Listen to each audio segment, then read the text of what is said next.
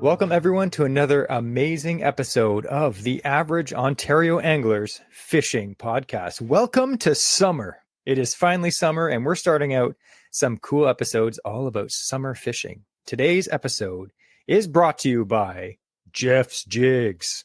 I don't know why it sounded so deep because he's a young guy. Jeff's Jigs, yay!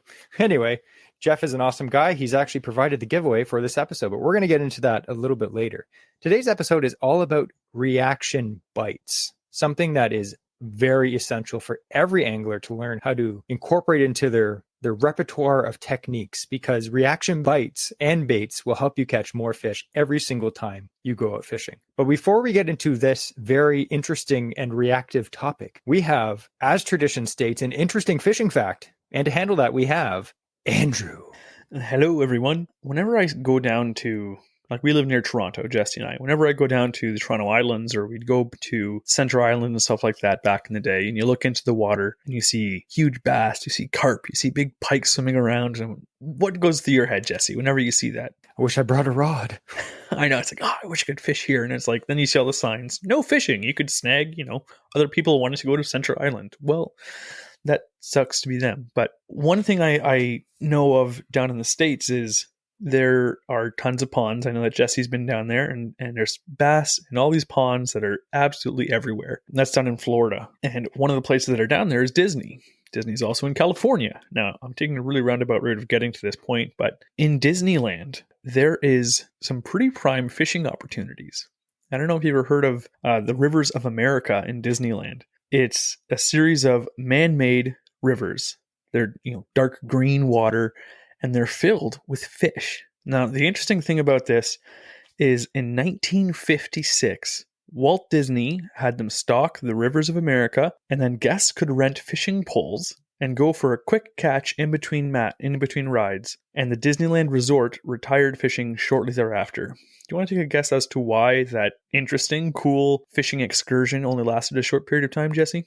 Does it have to do with crocodiles? It does not, interestingly enough. So what happened was people were catching these fish, and the rule was you could leave the fish, they'd leave it on ice for you, and then you can take it with you when you left. They had catfish, they had perch. What was happening was the fish were being left in lockers and just rotting. Ew. So these people would go fishing and just leave their catch all over the place and not take it with them. And so the park started to smell pretty bad. And I don't know about any of our listeners, but I know there's a lot of, conspiracy theories as about, Disneyland pumping aromatic smells of like cookies baking and stuff like that through the park. And they actually do that. So I assume that a bunch of rotting fish sitting in lockers would probably negate anything they're trying to pump out that smells better. Unless you're a raccoon. That is repulsive. So yeah, it was said that the lockers on Main Street were full of decaying fish. And that was in 1959. Now, there's still a bunch of fish. There's an entire ecosystem that happens in these rivers. And I thought it was quite interesting. Now, this is a whole man-made river system.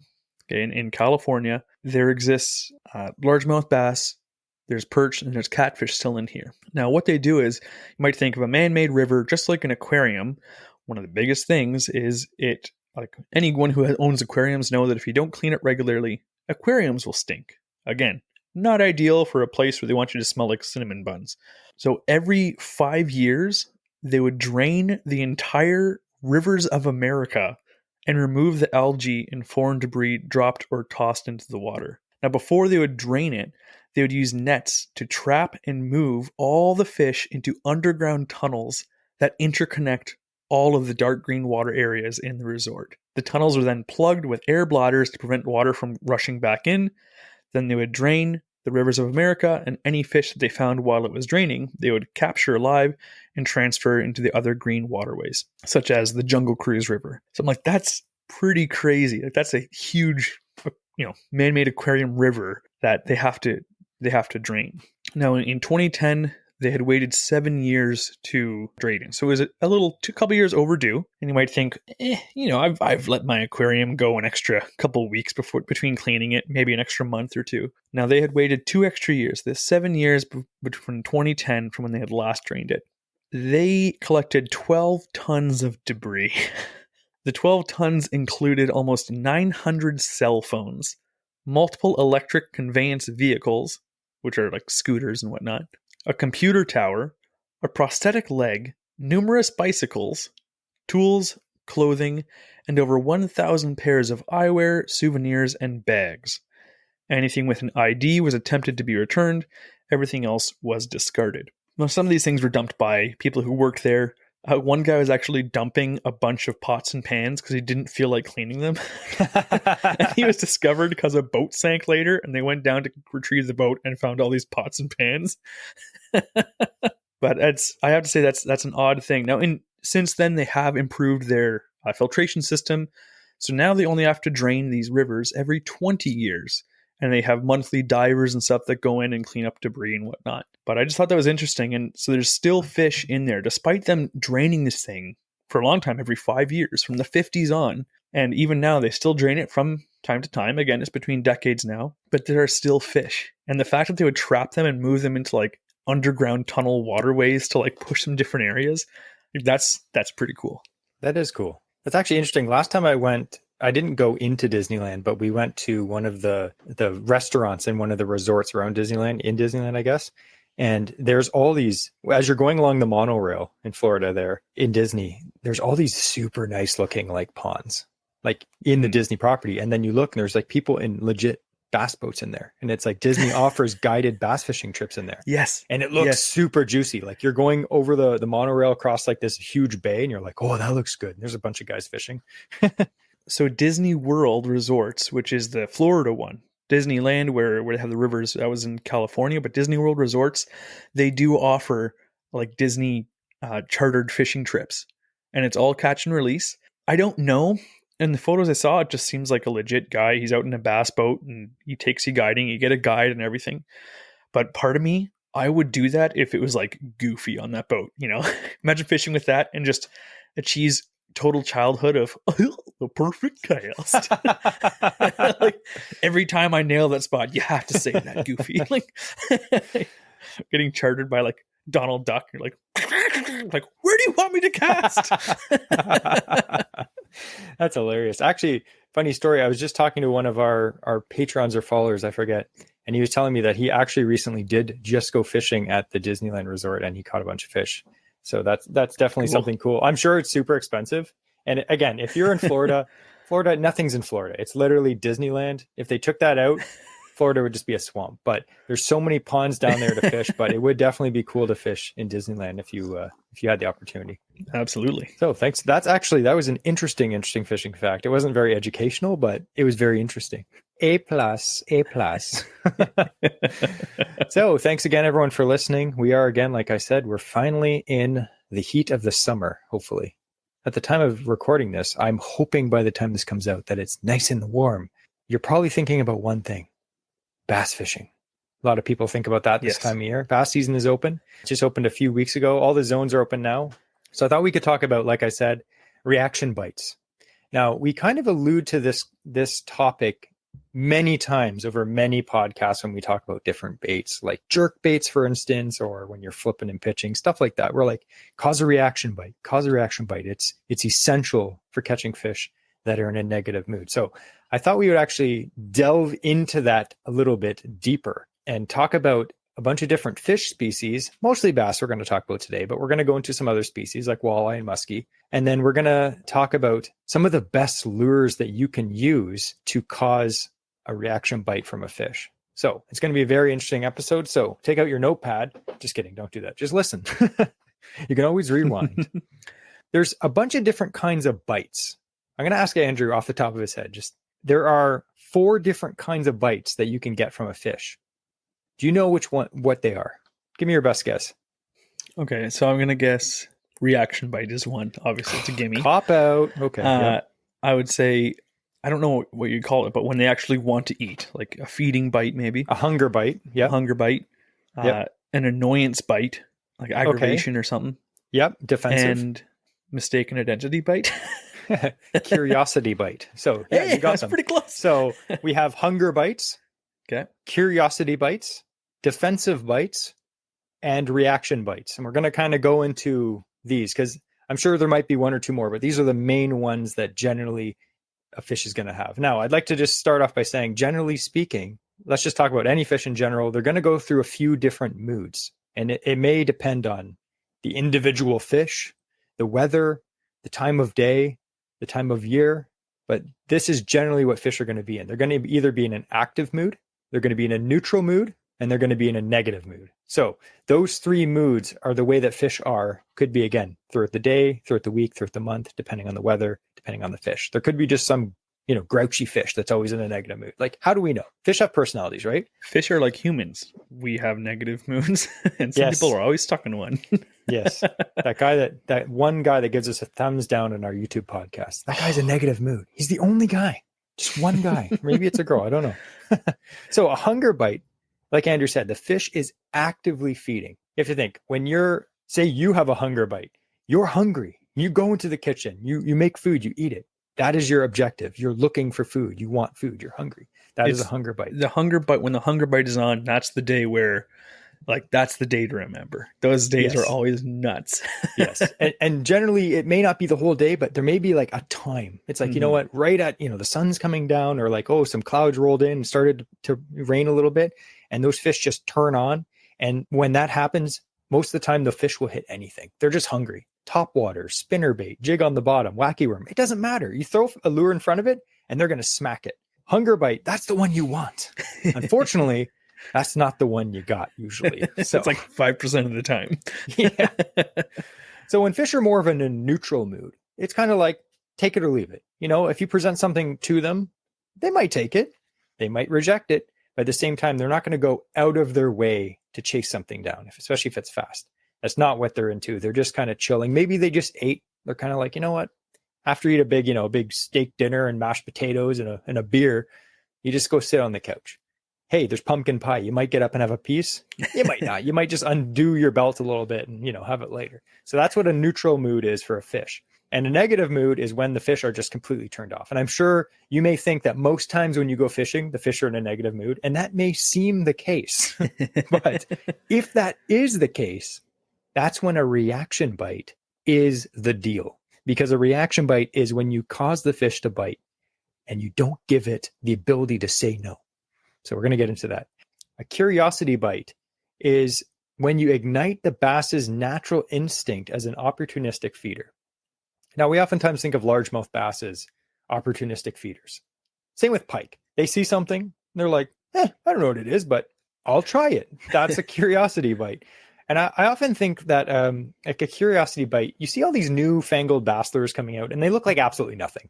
Like you have those like dice. It's like a dice of rubber with a bunch of like pieces of silicone coming out of it. It looks like a furry dice. What does it look like? Nothing. Does it catch bass? Absolutely. And why is that?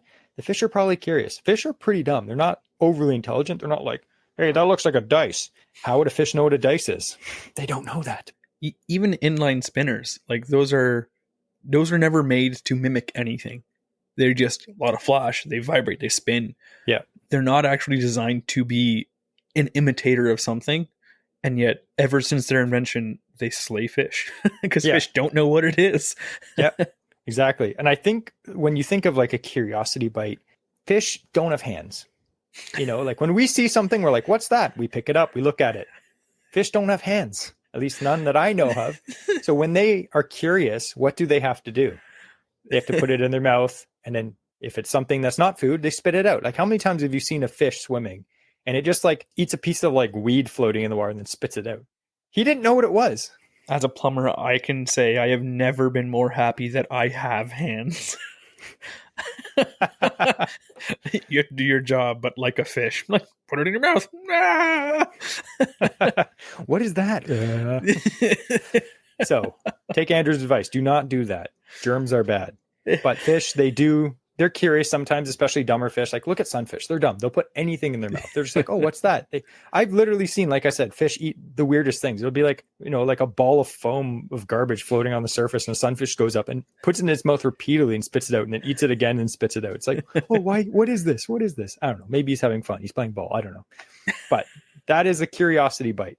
Now, the next one is the defensive bite. Most of the time, this is when the fish are spawning. In Ontario, generally speaking, you can't fish for bass on beds Now, in some of the zones more north of us, we mostly fish zone, 20, 17, and 15. But if you're up on other zones, you can fish for spawning smallmouth on beds. Whether you agree with that or not, I'm not a huge fan of it, but you are able to fish on beds. And why is a fish going to smack a bait on its bed, Andrew? Because they're defending their bed. Yeah. So oftentimes they won't have a choice. It's a defensive bite. They're going to go up, and they oftentimes are not eating. I've seen so much footage on YouTube of guys and they're bed fishing for like largemouth, and they'll just flip like a bait right into the bed and just let it sit there. Just sitting there doing nothing. Bass comes up, picks up the bait, swims 10 feet away, and then spits it out. Like, it's not even hungry. It's annoyed. It will 100% move that bait. It cannot allow it to be on its bed, on its nest. Yeah. And another bite that I've personally experienced on the defensive bite is what I think, especially when it comes to bass, is on lakes you have spots. Some spots you're like, oh, this is a nice spot. There's got to be a big one here. And you cast and cast and cast, and there's nothing there. There's probably a giant bass in there, but he's just smart, or he's down deep, but he won't let anything else near his little stump. Say it's a stump or a sunken tree. That's his spot. He's the king of the castle there. Say a 12-inch bass tries to come up in there. I guarantee that fish is going to swim up and get that fish out of there because it's his area. So that could also be a defensive bite as well. And that may be more of the fact of using a slightly larger bait, like a swim bait, something like that. Like a lot of people are throwing, big glide baits and swim baits now, or a big top water. Oftentimes you'll catch bass on big musky lures. Are they hungry for a 12-inch bait? Maybe they're crazy, but maybe they just thought it was another fish trying to steal their spot. And they're like, get out of here, I'll bite you. And then, the rest is history. You just caught your PB. So that's another defensive bite. So the last one we have is the main topic, the reaction bite. This is the definition. I looked up so much research on this, and this was the best one that I found because some of them were pretty dumb. Reaction bite. It's what happens when a bass is, for lack of better terms, surprised by a bait. Ooh, a jig. Yeah. It's obviously a reaction. That's the first part. And the second part is being surprised by something. So say you're fishing a bait like a jig and you plop it right into a hole in the lily pad and there's a bass sitting there. And as soon as your bait hits the water, the fish just like smacks it. Because I think half the time the fish is just like, huh! And then it just reacts. It's surprised. It didn't see the bait coming. It wasn't prepared for it to come. It just pops out of nowhere, and it makes that fish make a split-second decision, and its natural instinct takes over. It doesn't have time to think. Now, we have a good illustration to explain this. This is the one that everyone uses, but we're going to say it anyway in case you haven't heard. It's the baseball illustration. Why don't you say it, Andrew? So if you're standing on the other side of a room or on the edge of your driveway, and I all of a sudden hurl a baseball at your face, you're going to do one of two things. You're going to dodge it or you're going to catch it. So that's what a bass does. When that comes down, he has to decide right away, is he going to avoid it? You might spook him, or he's going to absolutely attack it. And like you said, if you just chuck a baseball at someone, no warning, you're not going to be like, hey, I'm going to chuck a baseball at you. No, you just throw it at their face. Think fast. If they can catch, which I hope you could, you just catch it. Like as that ball's coming towards you, you're not like, I have to catch this ball. No, you just catch it. You have that reaction. It's a natural reaction to do that. And the same thing can happen with fish. Except, like we learned, fish don't have hands, so they catch it with their mouth. Exactly. Good to bring back to the tie-up. Yes, perfect. So why is this important? You can make fish bite when they're not actively feeding. So like we mentioned, sometimes fish are in a negative mood, and you could chuck the best bait ever right by them, and they're not going to even be interested. How many times does that happen? You see like a fish swim and you're like, oh, there he is. And you chuck the best bait, like quivers down right in front of them, and they just slowly swim off. They don't even look at it. You're like, come on, man, that thing's perfect. Not a single sniff. The amount of times I've rolled a bait off of a fish's face, like literally it's rolled down his head and over his nose, and they just don't touch it. So let's talk about a few situations where a reaction bite is something that is a big player in that day. And the first one I'm going to talk about is, it just happened a few weeks ago to us, is a cold front. It always happens every single time. The weather's great. You have a fishing trip planned for the weekend, and Monday, Tuesday, it's super nice, just stable. And all of a sudden, Thursday, it's just like cold, just like clouds, cold, wind, damp rain, like not the good rain, the cold stuff. And you're like, oh, and it's for a few days. It's just a cold front rolls in. And those fish generally just turn off. I'm not saying you can't catch fish during a cold front, but it's not what you want. You want that nice stable weather. And this cold front rolls in and the fish they become either neutral or negative, and they just, go deep, bury themselves in the weeds, and they just they're not actively feeding at all. So a lure that you can create a reaction bite with can be the deal to save you on those trips. And we've had days like that, haven't we, Andrew? It seems like every camping trip we have, it's a cold front. Absolutely. Guaranteed. Doesn't matter. Even last year, talking about bass fishing, we love, as everyone who bass fishes does, we love a frog bite. Frog bites are awesome. And we did so poorly last year on frogs. I didn't catch a single fish on a frog last year. And it's because every time we went out last year, it was a cold front. So they were not actively feeding. They were not wanting something to be presented like that in a natural way. It was not the deal. Yeah. And again, there's several ways to deal with fishing in a cold front. We're going to get into just the reaction bite part of that. You can finesse, you can do all this other stuff, but that's another episode.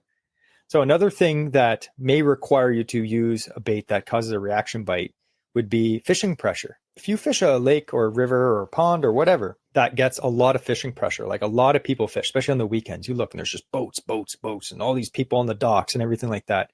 Those fish will generally go into a neutral or negative mood. Just because they know they're dumb, but they're not stupid. They see 50 wacky worms. Everyone's like, oh, they can't resist a wacky worm. They will after they get caught by it a few times. They're not that dumb. So if you're dealing with fishing pressure, sometimes you have to get that reaction bite and not just use a regular presentation just to get the bite. Again, a fish may be smart enough to know that, hey, I've seen 50 chatterbaits this summer so far, and I've got caught by it twice. But if you can cause that reaction bite, you don't give the fish the ability to think, so to say. He's like, oh, I've seen that before. No, don't even give him that. Give him the chance to think about one thing. It's just like it whips by their head and they're like, I need it. And then when they bite down, they're like, dang it, I forgot. But the rest is history. I've got your PB. Just kidding. The other one I would say is fishing sunny days. And for me, this is more of a musky thing. It's always the worst. It happened to me a few weeks ago. I was fishing with Ben from Paddleheads, and we were just super stoked. It was musky opener, and we're like, yes, it's going to be a great day. And it was just bluebird skies, bright sun, clear water. Just oh my goodness. And the only fish I saw that day was on a reaction bite, or on a bait that was causing a reaction. So I had a fish pulled out. But days like that, sometimes you need to bring out baits that is just going to cause them to react because they're not interested in doing anything else. If something darts in front of a fish's face, like we mentioned, it will eat it, not knowing what it is or even having time to think. So that's what a reaction bite is. Again, we talked about that element of surprise, surprising the fish. But I'm going to repeat that. Reaction bites occur when the fish is not hungry, but allows for the predatory instinct to take over. When something darts in front of their face, they eat it, not knowing what it is or having time to think. So I think that is an interesting point, because oftentimes when you are thinking of reaction bites, I think of flipping for largemouth, and everyone will be like, oh, you need to have this color, you need to have that color. I'm like, what are the most popular flipping bait colors? It's green pumpkin, black pumpkin, and blue, black. The color doesn't really matter as much because you're just dropping it in front of their face and then they're reacting instantly to it. It's not like they're in that half of a split second as that bait's pummeling down towards the bottom, we're wait a second, there's no green fleck in there. They don't care. They're not, unless they're the Flash and they can see everything in slow motion, whoa. And in fact, the argument can be made that to have a neutral color like that, even dark browns, something that's natural and in that environment, the green blends in with all the weeds. So that reaction bite is, they see movement. They're going to see it regardless of what color it is. But if it's hot pink, they may have noticed that as soon as it touched the water all the way down. Or if it's green pumpkin, they may only notice it, when it's within a couple inches of them. And they're like, oh, all of a sudden, that snuck up on me even more because it's not, standing out, flashing bright colors in their face. And I have heard some pretty knowledgeable bass guys say that green pumpkin is a killer color because it blends in just enough that it doesn't spook them, if that makes sense. Especially if you're dropping something fast, like Andrew said. It's not like they see it coming. Say it may not be just the first drop, but you may be working your bait, jiggling it, pulling it up a bit, letting it drop into the next hole. So they're not seeing it come from, many feet away, or oh, there it is. Here she comes, bright pink. So anyway, we're going to talk about a bunch of different baits, like I mentioned. One is going to be flipping and punching baits and why that causes a reaction. We're going to talk about jerk baits, one of our favorite baits of all time, why that causes a reaction. We're going to talk about hair jigs, probably one of the most popular reaction bites in Ontario for fishing for walleye and other species. And we're going to go into chatterbaits and spinnerbaits. We covered the spinnerbait thing a few weeks ago, but we're going to kind of go over the reaction side of it, which is pretty fun. Then we're going to go into muskie because I'm still muskie fishing. I mean, like the water isn't that hot yet. Muskie, glide baits, and dive and rise. All these lures are great for causing a reaction bite. But before we get into that, we have a few reviews that I'd like to read. We normally leave this to the end, but I thought just because it'd be super fun, we could do it now. Jesse's like, because I arbitrarily decided something, we're doing it, everyone. Yes.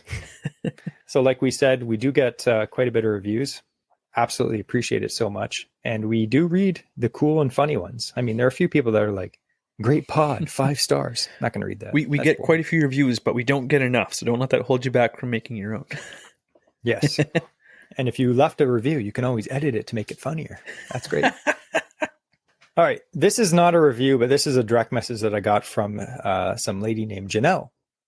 And then she said this, and I asked her if I could read this, and she said, absolutely. So she said, my 4-year-old and I were listening to your podcast on the way to a camping trip, and she heard the loons on it, but nothing was talked about regarding them between her and I. Then when we were camping, she heard the loons and said, Mom, it's like your show. She means what we were listening to. So that's pretty funny. I don't have kids, so I don't know like how big a 4-year-old is, like this big. I don't know. But anyway, it's always cute. We do appreciate it. And again, we always like to keep our show clean, no swearing, nothing crazy inappropriate, so that you can listen to it with your family, with your kids, with your old school grandpa and grandma in the car, and you don't have to worry about any weird stuff. So we do appreciate that. That made me laugh. That's pretty cute. So here's another message we get from a guy named Sean. He said, Sean from Montreal here. I just wanted to reach out to you and let you know how much I love your podcast. It's my go-to entertainment during my commutes. I recently listened to your latest episode and wanted to share a funny story from my recent boys fishing trip over the long weekend with 4 of my closest friends. We're all bald and bearded, which is a sight in itself. I've attached a photo of myself catching a nice largemouth bass. But the real highlight of the trip was when my friends started calling me Luigi from Super Mario Brothers. Apparently my fishing outfit and pose were a perfect match. Keep up the amazing work. And I got to show you guys this picture. I'll post it on Patreon or something like that. But the guy has like, he has like a Mario cap on, a really nice largemouth in his hands, and then like blue overalls. He literally looks like Luigi. The blue suspenders and the green shirt. Yeah. Yeah. And he sent us this regarding our podcast on growing a beard, because they all had beards, which is pretty funny. So I thought that was pretty funny. We like to thank Sean for that. The last one I'm going to read, this is a review that we got on Apple.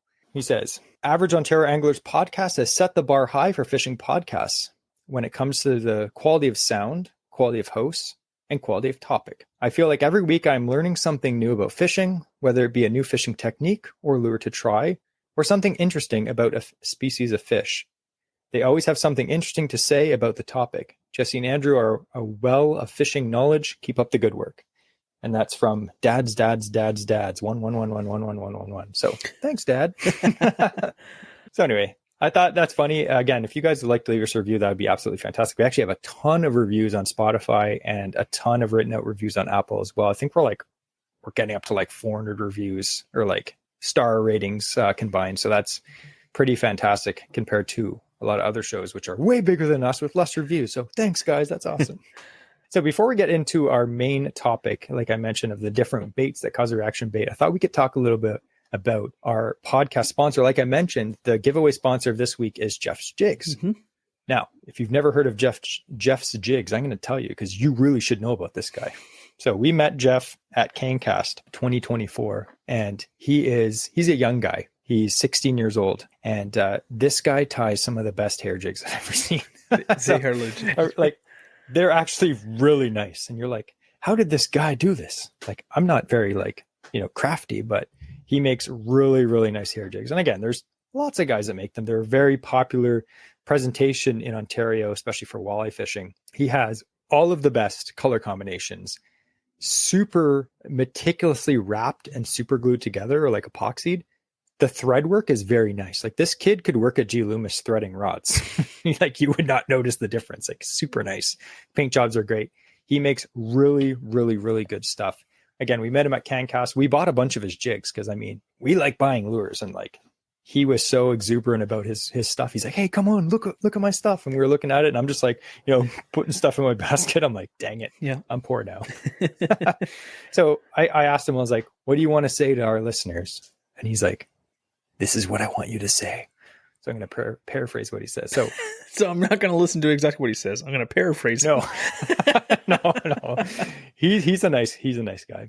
So he's 16 years old and he started tying jigs back in 2020. So he's been doing it a few years. So during the pandemic, he's like, I needed a hobby. So what did he do? He's like, I'm going to tie jigs. Why not? That's a pretty cool hobby. Then in 2022, he took his hobby and started Jeff's Jigs. And since then, he said it's been a grind, but he's enjoying every second of it. And I know he's still in school. And every time I message him about the podcast or this, he's like, "Oh, I'm busy doing like a final project or something for school." But at the same time, he's tying all these jigs. I'm just like, I picture him like he's typing on one hand on his laptop and wrapping jigs with the other hand. Just like some crazy multitasking freak.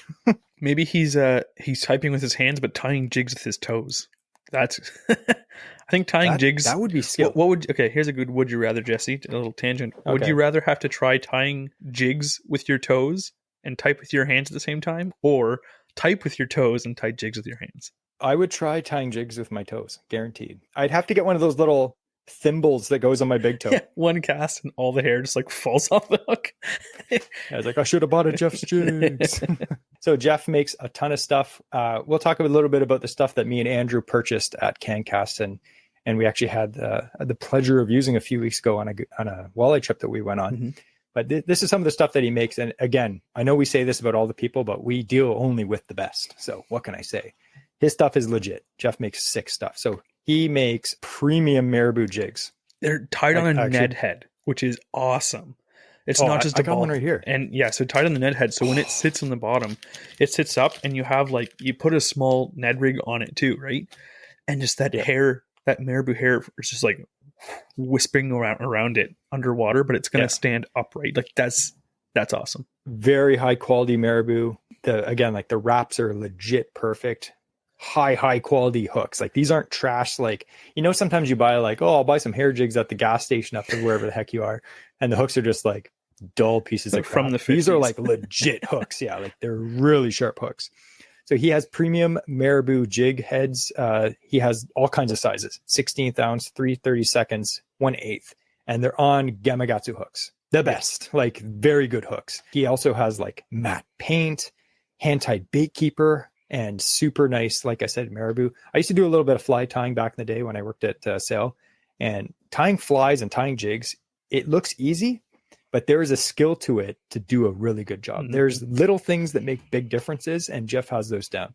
So he has these premium marabou jigs, which are going to be absolutely killer for smallmouth bass. Like if you fish smallmouth bass, you need those. Another thing he has is just regular marabou jigs with mustad ultra point hooks. Now, if you're bougie like us, you're going to want the Gamakatsus. Let's be serious. But he also makes ones that are a little less expensive that have mustad ultra point hook, which are also fantastic hooks. Yep. And then the thing that we really were using, we went on a walleye trip a few weeks ago, and we were ripping hair like half the day at least. And he makes some of the best looking, banana head bucktail jigs, like the classic, right? You got the banana head bucktail jig. And, if you had to pick one color, Andrew, like what color are you going to get? Like this is mine, black and orange. I like the black and green. I do too. Yeah. Honestly, black with anything, I'm all there. And again, like we mentioned, does the color really matter? Some people say yes. Some people say no. They're like, you just need a dark color with a little bit of brightness to it. I've had success on orange. I've had success on green. I've had success on just pure black. Mm-hmm. I don't think it really matters myself. But if you are the kind of person that's like, hey, color does matter, Jeff makes a ton of color. Like these are just some of the colors that I picked up. So I picked up a bunch of black ones. Unfortunately, I had a few northern pike bite me off. So sad. Anyway, they enjoy Jeff jigs too, and he has those in half ounce, 3/8, and all down to 1/4, right? Yep. So he has those quarter, 1/4, if as Yep, Brian Johnson 1/4. would say, but we're going to call it a quarter. 3/8 and a half. And again, super high quality hooks as well. These are some of the colors that I picked. I'm just going to describe them because this is an audio podcast. So I picked up this color Perch, which is just like classic. He's got like the painted black stripes on it. Very good looking lure. Picked up black and brown, black and orange, black. And then he recommended this color. I don't know what it's called, but it's called Nuclear Grape. It's actually like lime green and purple, which are my literal 2 favorite colors of all time. So I had to pick it up. Very great baits, high quality. And another thing that he makes, which has become really popular lately, is an underspin. So he calls his the spin missile. So it's basically you have an underspin jig with a little blade underneath it. And then you have, again, a high quality tied bucktail jig. So as you're ripping that through the weeds, you got a little bit of extra flash, which will attract more fish. These have been really popular the last few years. Definitely, again, super high quality hook, really good jobs. His wrap jobs are amazing. I'm sure we've all bought hair jigs over the years, and you make a few casts, you catch 1 or 2 fish, and then the thread just gets all chewed up. It's like they put like 1 drop of glue on it just to hold all the thread together. It's like all the hair just starts puffing out. You're like, oh, I'm going bald. But these are legit. I fished like one all day, the same one after the pike bit me off, and it still looks like almost like perfect right out of the box. Yeah, pretty impressed. High quality jigs. One other cool thing that I said that I would mention too, I haven't tried these yet, but I think it's a really cool product, is he makes the Marabou drop shot hooks. Yes. So this is cool. And this is something that I haven't seen. So he has these high quality drop shot hooks, but he's tied like a tuft of marabou on it.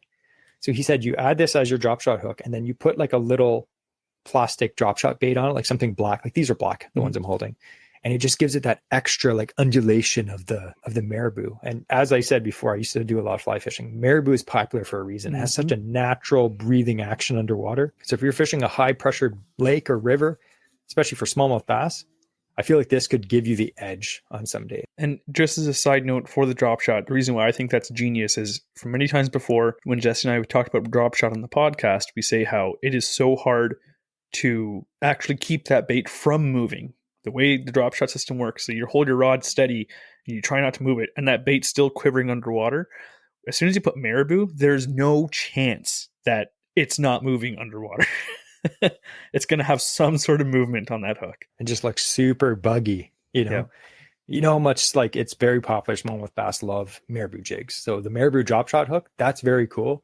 I don't know if he like came up with that himself, but I've never seen that. And if I have, like, hey, you can find him now in Ontario. So that's super cool. Yeah.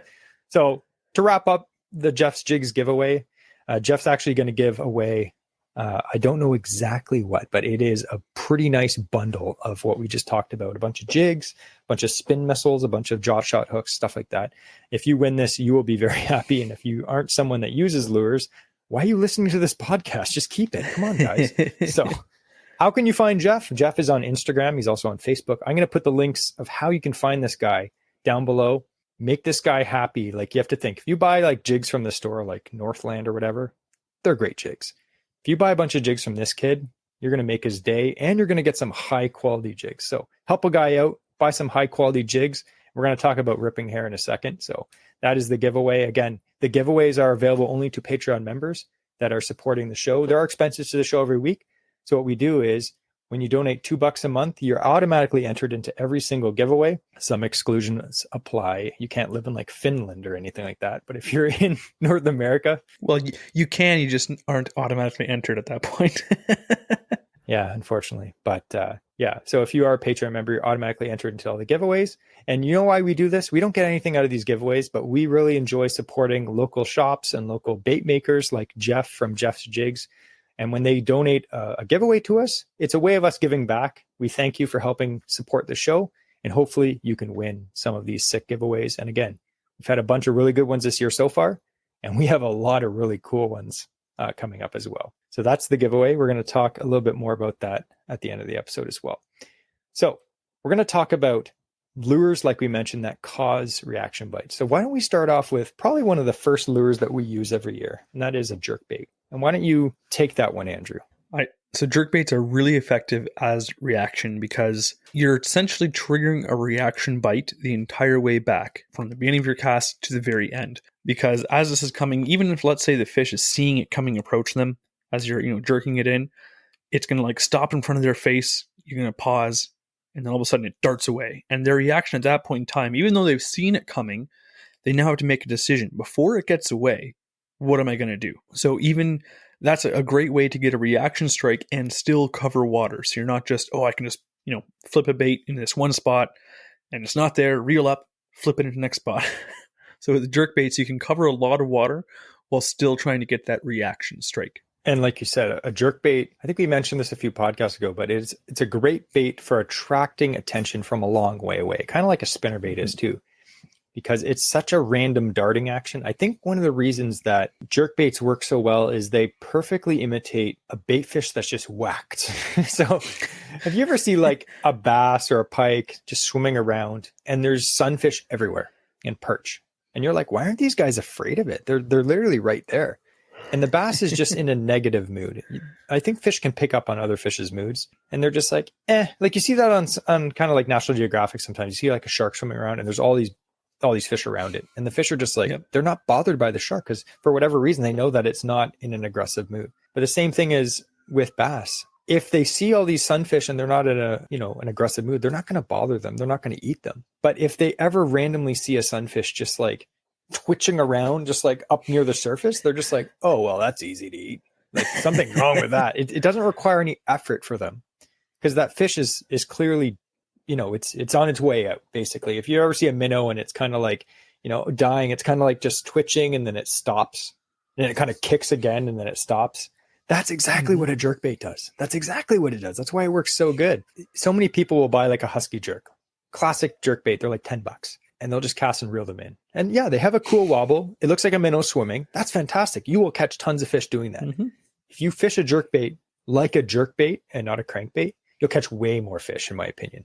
So you'll cast that bait out, you give it a few cranks of the reel to get it down to depth, and then you just like rip your rod down and that bait just jerks down, and then you pause and the bait just sits there. And the fish, you have to think, the fish is like, what's that? And it swims over. Like we said, curious. Fish are curious. And it's looking at that bait. And all of a sudden it just like tries to dart away when you jerk the rod again. And that fish has to make that split second decision again. But with a jerkbait, like you said, you're working it for a long time. So it gives the fish so many opportunities to have that split decision. And they must be pretty dumb because they may be following that bait for a while until finally just one of the random jerks makes it decide to have that reaction. So it's a great bait, like fantastic. And like we said, it's one of the first baits we use in the spring. Because like fish in the spring, when the water's like ice cold, they may be hungry, but because their metabolism, they're so like lackadaisical. Like, oh, look, there's a minnow. And because a jerkbait can be fished super slow, it gives them so much time. Sometimes we'll let our jerkbait sit for 10, 20 seconds. We were fishing this spring, like we mentioned, in water that was like, 38 degrees. 38 degrees. 38 degrees. Like it was ice cold. And we would let our jerkbait just sit there. And then you can just picture a pike swimming up to it and just looking at it. Just literally, I've seen videos of pike just staring at bait. You ever see that? Like those ice fishing videos where they're hanging dead bait and the pike's just staring at it for like 2 minutes. It's like, just bite it. I've seen it when it follows it to the boat and it's just sitting there staring at the bait right beside the boat. You're just what do I do now? Just eat it. So that's the great thing about a jerkbait is it looks like it's a dead minnow. And then it just has that last little, I'm out of here. That last twitch. And the fish is like, nope, you're mine. And they crush it. It's why a jerkbait is 100% a lure that you need to have. 100%. We got to start saying that more. 100%. Yeah. It got to the point where we started saying it so much, I just had to start editing it out of the audio podcast. I'm like, wow, we said that 816 times. So that is one bait. And again, jerkbaits work for everything in different sizes. Like Andrew has tiny jerkbaits that are like half the size of my pinky. Like they're so tiny. He casts them on his little BFS rod. And what do you catch on them? Anything. Everything. Yeah. Perch, crappie, sunfish, bass, walleye, muskie. Every species of fish, there's probably a lure that's like a jerkbait that is very good for that species. So that's the first bait. The second one we're going to go into is chatterbaits and spinnerbaits. Andrew said something very, very important on our spinnerbait episode a few weeks ago. But he says the action of the bait when it hits something, that creates the reaction. So like a spinnerbait's rolling along, when it hits a piece of wood and deflects off of that, that creates the reaction. So why, Andrew, would you say a spinnerbait can cause a reaction bite. So when you're fishing it, again, if it's in open water, it's not going to be reaction bite. It's just coming straight across. But as soon as you use it where it's going to be extra effective in cover, where it's weedless and it's going to be a great option, it's going to be coming through, hitting off reeds, hitting off weeds, hitting off timber. And every time it comes across, it's running straight. It's kind of like a pause. The same thing with the jerkbait. It's like that pause section. And all of a sudden it hits that stick and it rolls sideways. And just all of a sudden it flips sideways. And that's the reaction right there. So it's a sudden change, for lack of a better term, surprises the fish. So spinnerbaits are great because when you do fish them around cover, the cover is imparting your action for you. Yeah, exactly. Spinnerbaits are fantastic lures. It's just like a bait that you can use in so many circumstances. You need to use them. I had some people message me about that spinnerbait episode, and they're like, I haven't done well on spinnerbaits. My advice to you would be put a spinnerbait on and just go fishing and don't take that lure off. Just fish it everywhere and just learn how to use it, because they're such an effective tool. Now, going on the other side, the chatterbait, one of the best ways to catch a fish on a chatterbait, you can just cast them out and reel them in. You'll catch fish. You will 100% catch fish. One of the best ways to elicit a reaction strike when a fish are kind of in a negative mood, because when they're in a positive mood, they'll swim up and grab it. We've seen it. Like, we went early season bass fishing this year. We fished chatterbaits. We were having like 3 bass chase the chatterbait at once. But when they're not in that mood and you have a chatterbait, like right now I have in my hands, I just have like a 3/8 white chatterbait, standard chatterbait, just a little trailer, a lot of action, a lot of blade, the blade wobbles back and forth, which causes, the bait to kind of wobble back and forth. But the cool thing is, when you fish these, the technique is ripping it through grass or weeds. So I'm not saying you go up to like the thickest clump of weeds in your lake and just chuck your chatterbait in there and be like, man, these guys are idiots. My bait gets, hung up. No, we're not saying to do that. Find like a weed line where there's still the occasional stalk of like coontail or milfoil popping up. Cast along the edge of that. Let your chatterbait, because the chatterbait is not weedless. It does have an exposed single hook. Let it grab onto a clump of weeds. And then when it does that, keep reeling and then just jerk your rod up. And it'll actually rip through the weeds. So what happens is your bait is, like Andrew said, like a spinnerbait. It's just moving along, chattering along, and a bass might track it and it's following it. And it's like, what is that? I'm curious. Or that looks like food, but I'm not hungry. That's fine. I'll just watch it. And it's going along, and all of a sudden it hits a clump of weeds and just sticks there for a second. The fish is like, what? And all of a sudden it just like rips through. They're like, whoa, boom. They come up and smack it. There's been so many times. I fished this buddies tournament with my buddy Rob, and we were fishing on Rice Lake. Spot burn. Just kidding. We're fishing Rice Lake. And the only way we could get the fish to hit that day is I got 3 of the 5 scoreable bass, and 2 of them were the biggest fish of the day, ripping chatterbaits through weeds. That was the only way I could get the decent fish to bite. We were literally casting along a weed line specifically to get snagged and then just ripping the bait through. And then it would go for maybe 3 or 4 feet, get stuck again, then rip it through. And to do that, you need to have, I usually like using a glass rod. But for this technique, I like to use a slightly stiffer, like medium heavy rod, and braid, so I can actually just like cast it in and then just like snap the weeds off the hook. Because if you have too soft a rod, you won't be able to snap the weeds off the hook, and it'll just like clump onto the hook. So you actually need to like snap it. And another thing too, a lot of times with the chatterbait is the weeds oftentimes don't get caught on the hook, because with the blade, it's still in front of that hook edge, the hook point. Yeah. But what'll happen is, because that blade is going side to side, the weed will get caught right behind that snap and an edge of that blade. So it'll stop vibrating. You'll feel it. You'll know exactly when you hit something like that. Yeah. It's either a weed or a fish. And you're like, okay, time to rip it. Yeah. And as soon as you rip it, that blade will then kind of cut right through the weed and then keep chattering right away. So it's oftentimes, you'd be surprised how little you ever have to pick something off the hook on a chatterbait, even fishing it this way. I know like ripping jigs, you're going to get into that too, but sometimes you'll be picking off a bit of weed here and then because it's an exposed hook. With chatterbaits, you'll find there's less weeds to rip off. Again, you're fishing less dense weeds perhaps than we're going to talk about hair rigs or hair jigs. But because the weed's getting caught on that blade, it clears itself pretty much like 95% of the time. Yeah. And like you said, sometimes when you snap the lure through the weeds, a fish grabs it, and you basically, when you snap it through, you're just saying the hook, because the fish is already on the bait. Like, they're right up to the bait, and then when it rips through, they just snap it like super fast. They smack it. So you'll be just snapping it through, and all of a sudden you'll snap and oh, you have a fish on. And that's one of the coolest bites ever, like a reaction bite. Because oftentimes you're not expecting it at all. You just like, you're snapping your rod to clear weeds off, and all of a sudden a 3-pound bass on the end of your lure. It's like, oh, wow, that's cool. Yep. So definitely try that out. Again, there's certain circumstances where you have to do this. Don't try it in the thickest of weeds. Try it around sparse weeds. And it is very effective. It's very effective for bass, smallmouth and largemouth, but it also works for anything like walleye, bass, muskie, anything like that. So that's a cool bait, chatterbait. The next one we got here is flipping and punching. Now, I didn't want to grab like a full out Texas rig because I don't have anything rigged up. So what I have here is a punch jig. This is actually a really nice punch jig from Jacked Up Jigs, which I guess I shouldn't be mentioning another jig on a jig sponsored episode, but this is just a jig. It's okay. Jeff's jig doesn't have he doesn't have punch jigs yet. So this is a punch jig. And the reason that I picked this jig is because this is a bait that I'm going to cause a reaction bite with. This is a slightly heavier one. This is about 3/4 of an ounce. So it's a heavier jig. It's got a very streamlined head. So when you punch this through the weeds, it's just going to punch through and then shoot right to the bottom. It's not meant to be a slow fall with a little, as your craw trailers flap slowly to the bottom. That's a great technique when the fish are like, hungry. But when I'm trying to cause a reaction bite, I want the bait to fall really fast. And again, that's the whole baseball thing. Like, Andrew, catch. I'm not going to tell him. I'm just going to throw a baseball at his head and he's going to catch it. I'm going to make the fish catch this jig in their mouth. And then I'm going to teach them to fly when I set the hook.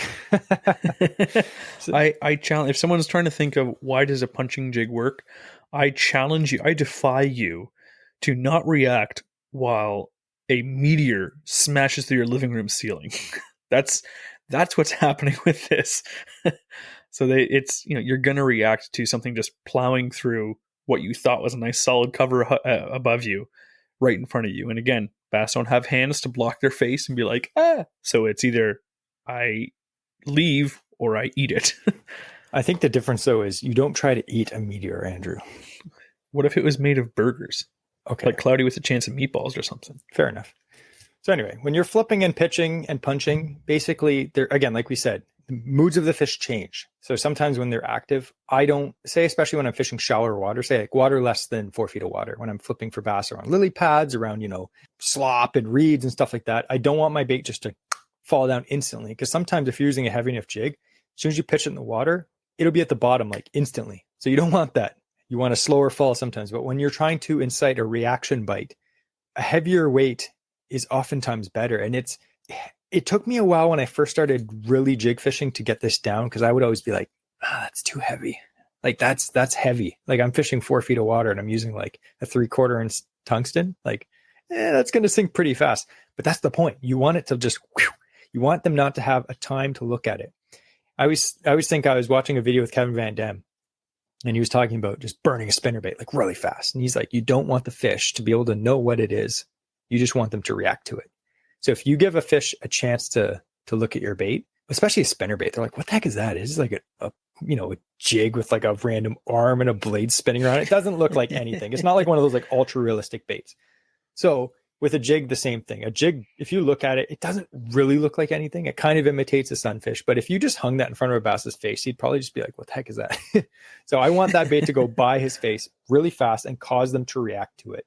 And again, like dark colors, I like black and blue, black, green pumpkin. This is a black and purple, black and blue, black and purple, anything dark colors like that. It's great. And I'm just going to basically, it's a numbers game. Because fish aren't actively biting, I'm going to be trying to pitch into as many holes as possible. I'm going to have the trolling motor on, 25 or 30%. And I'm just going to be going around the edges of these lily pads or these weed holes and just pitch, shake, shake, done. Pitch, shake, shake, done. I'm going to go for the numbers game. You could probably... It's a very cool form of fishing. It's so fun. It is really cool. And some people will be like, you know what? You should slow down and try to catch these finicky fish. It's like, okay, you could spend, say, an hour fishing one small area to get 3 bites, or I could fish an area 10 times as big, make 10 times as many casts, and possibly catch more fish because I'm causing a bite that the fish have no choice but to do. And I'm covering water to find the active fish or find the fish that are willing to bite a reaction bite. Not every fish is going to smack a reaction bite. Like Andrew said, sometimes they make the decision, do I smack this or do I run? And sometimes you'll see that. You'll pitch a bait out, and as soon as the bait hits the water, it's like just a wake. The fish is gone. Other times when you pitch a bait out, I had the most phenomenal reaction bite ever a few years ago on pigeon. I flipped out a jig, and as the jig, it seemed like slow motion. I could see the jig going towards the lily pads. There's like a little clump of like 7 lily pads. And as my bait, before it even hit the water, there's like a shadow going towards it. This fish moved underwater to intercept where the jig was going to hit. And as soon as the bait hit the water, felt a tap. Like that fish was on it, like right away. Like they're fast. So don't ever think that the fish is not fast enough to grab your bait going down to the bottom. They smack it really fast. Yeah, that's a very good point. You talked a bit about fall rate. Yeah, like a quicker fall rate can be a good thing is a good thing with reaction baits. And talk about the speed of how fast something falls through the air. And that's what that bass was reacting to. So yeah, their ability is and he was I remember that story. Like that was from a few feet away. He moved because he saw something coming. Yeah. It was still a reaction, even though he was 6 feet away. Yeah, it's crazy. So fish are fast. And again, a bait that you can work fast. It's also a very productive technique. Because like I said, you're looking for fish fast. You're literally just like hole. Or like sometimes, when you're like going over like weeds and it's all milfoil or coontail and there's just like a hole and then it's just like clumps. I love that. Look for the holes. My heart goes pitter patter when I pass that. I'm like, yeah. I always like to have a jig rod ready just as we're slowly moving through weeds because I'm like, that hole looks too good. Yeah. And I find when the fish are in that mood, I personally catch more fish covering water. And that's what we find, especially when there's 2 guys in the boat. It's great because you can just have the trolling motor on and like just you fish that side of the boat, I'll fish that side of the boat. And we're just pitch, and just boom, boom, boom. And all of a sudden, boom, fish on, Oh, I love it. Or if we're on a weed line, we'll just take every other hole. Yeah. So you just like, yeah. Andrew seems to always take the better holes though, but that's okay. All right. So let's talk about hair jigs because that is what Jeff's jigs makes. Man, Jeff's jigs is kind of like a tongue twister. I'm having a really, really hard time over here. It's a tongue twister for some people, like Jesse. Yes. I never learned to read. So hair jigs, like we mentioned, again, we had like a master class of hair jig fishing with Brian Johnson, who's the Halliburton fishing guide. He took us out for a day. Mm-hmm. He's like, man, I want to go fishing with you idiots. I was like, all right, let's go.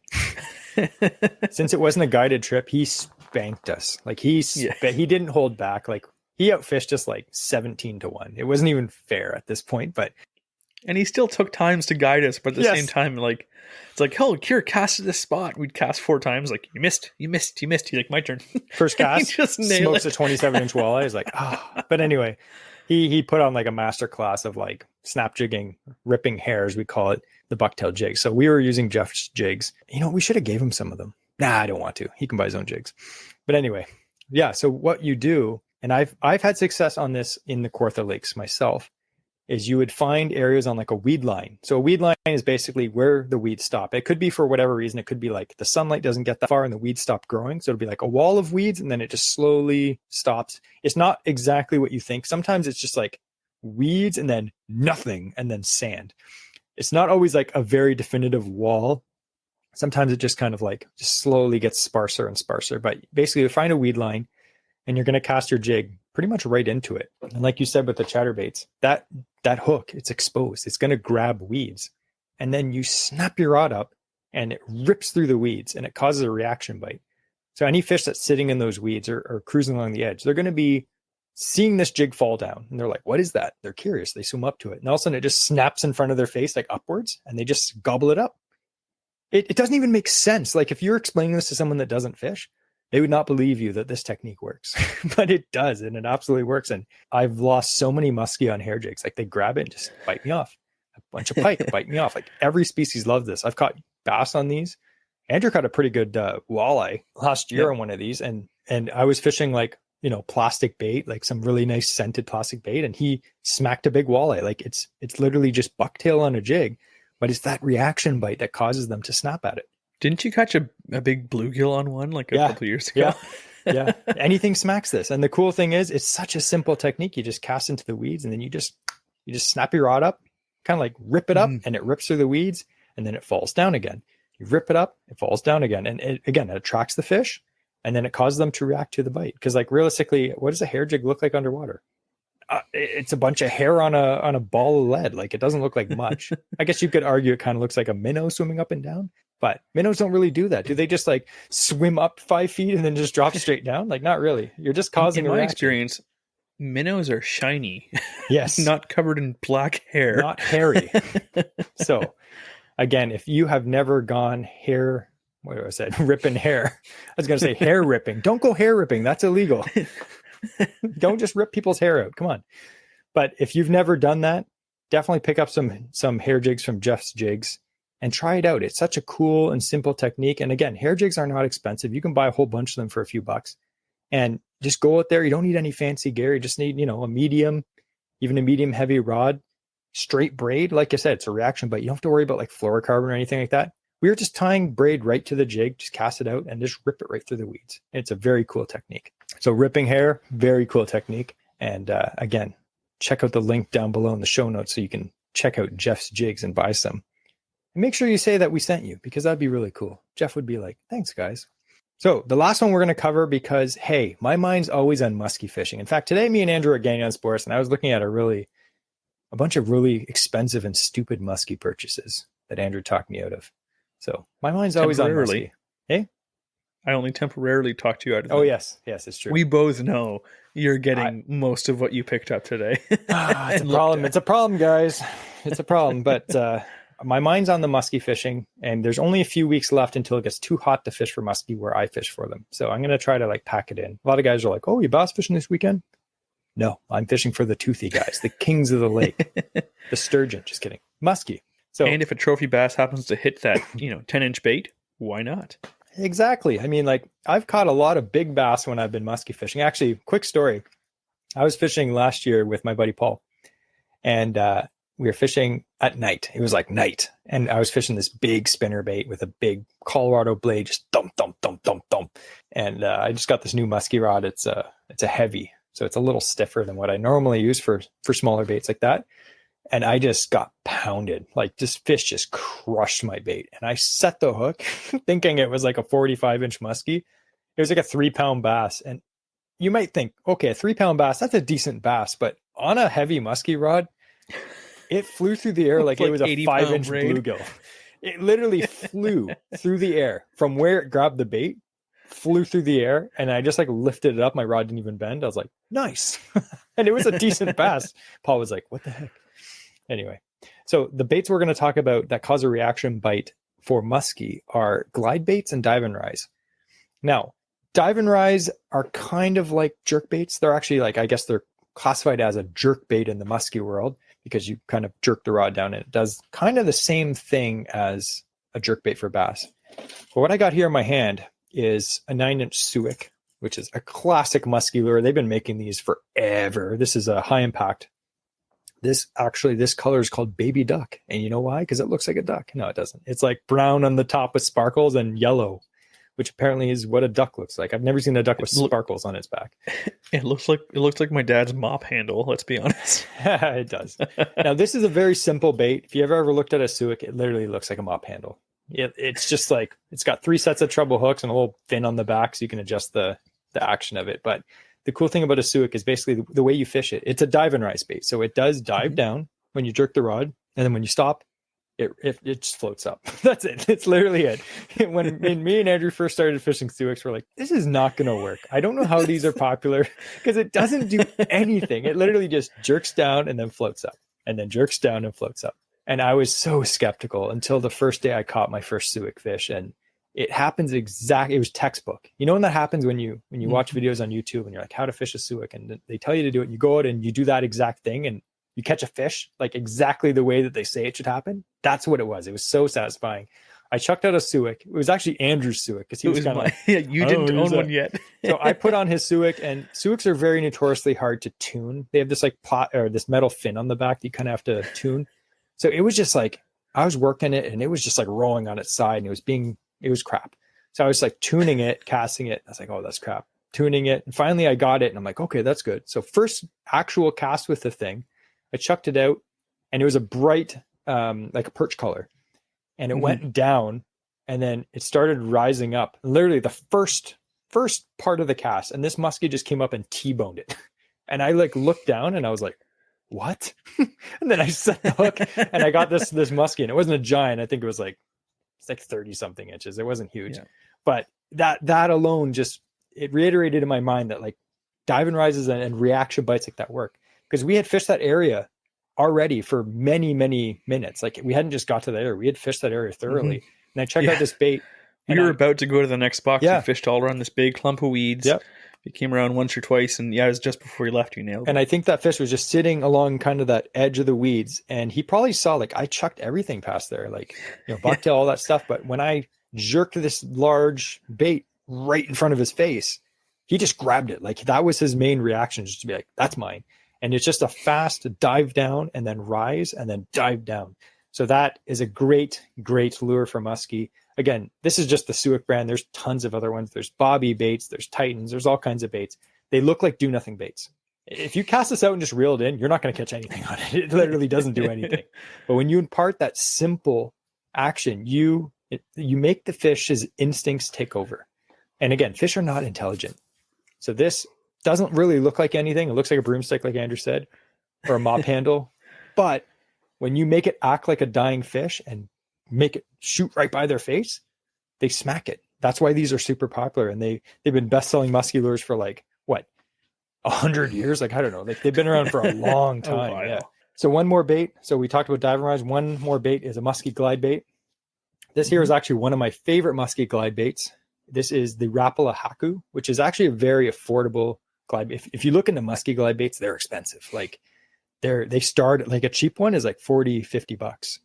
But the Rapala Haku is actually like 30 bucks, something like that. It's not a huge glide bait. This is more of the size that I'd use in like the Kawarthas at early season. I think it's like 4.5, 5 inches long. And I think it's like 3 ounces. It's not a big bait for a muskie. But the cool thing about this is the way that a glide bait works is you cast it out and it kind of sinks slowly. And then when you twitch the rod, it zigzags underwater, back and forth like that. Kind of like walking the dog for a topwater with like a Zara spook. Why would that cause a reaction bite though, Andrew? Well, again, the biggest thing there is change of direction. So if a muskie, we all know muskie like to follow the bait. So even if a muskie isn't actively feeding, they're curious fish, and they will follow something with no intention of eating it, and they'll follow it all the way to your boat, look at you, and then sink into the depths. And that was a good day. Yeah.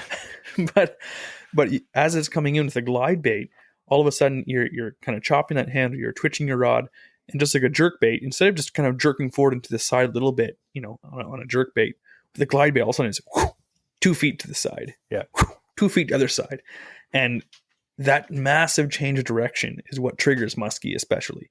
Just like we talked about before on previous podcasts about doing a figure eight for muskie, it's that change of direction, it's that change of speed, it's the things that trigger the strikes, because the muskie, even if they are in a feeding mood, are following baits, and they need that reaction to trigger it.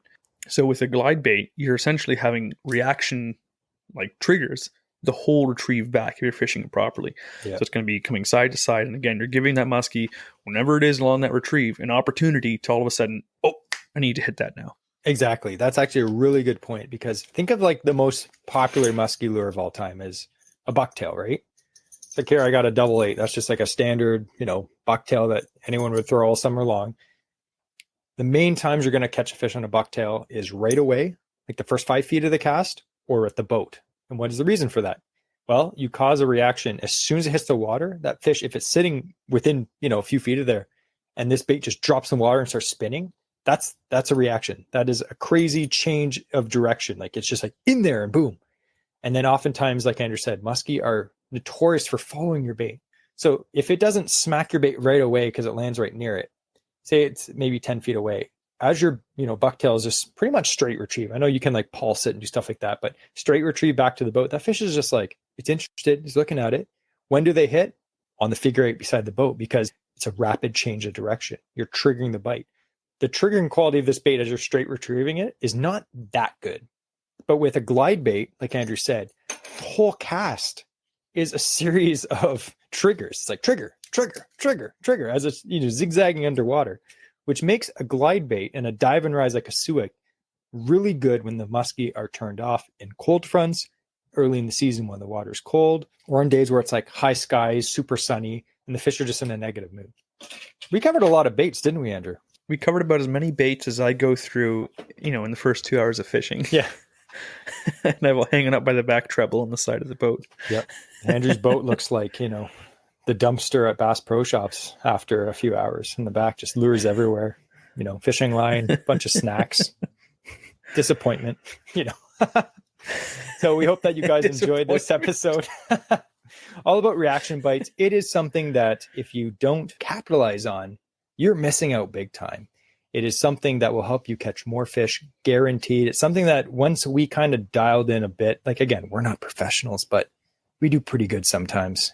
Most of the time, not really, but sometimes we do. But once we dialed that in, we started catching a lot more fish. And a lot of those things, like we said, it's not learning something crazy. It's just learning to use a new technique. Learn to use jerkbaits properly.